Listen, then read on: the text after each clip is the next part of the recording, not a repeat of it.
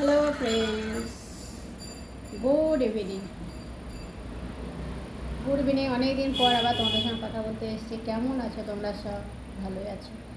কারণ সবাইকে ভালো থাকতেই হবে। হ্যাঁ, ভালো না থাকলে কেউ, খারাপ থাকলে কেউ দেখতে আসবে না। তাই নিজেকে ভালো রাখতেই হবে, ভালো থাকতেও হবে। আর প্রত্যেকবারের মতো এবারও একটা সাউথের মুভি লাগিয়ে নিয়েছি, দেখবো।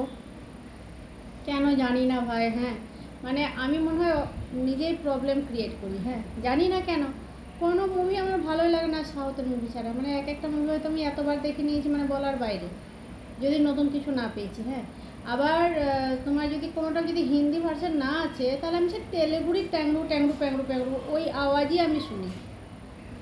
মানে মাথার মধ্যে মানে এমনভাবে ঢুকে গেছে তামিল তেলেগু।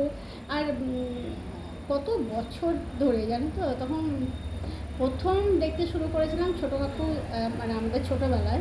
খুব একটা তখন দেখতাম না মুভি, তাও দেখেছি আর কি, না দেখালায় তখন দেখতাম একটা দুটো। তারপর বিয়ের পর একটা দুটো দেখতে লাগলাম। তারপর ছেলেদেরকে যখন এখানে পড়ানোর জন্য নিয়ে এলাম, তখন থেকে শুরু হলো আমার খুব বেশি দেখা। শুধু তামিলের, এই শুধু সাউথের মুভি। হ্যাঁ, এইসবগুলো। আর এখন চলছে তোমার রাম পথিনী বলে একটা, যে পথিনী না পাথানি না যাই হোক যে আছে, ওর ওই হিরোটার মুভি। ওই হিরোটা ও দেখতে খুব ভালো লাগে আমার। আমি হিরোদের সেরকম নাম আমি জানি না, কিন্তু যেটা জানি সেটা বলে দিলাম।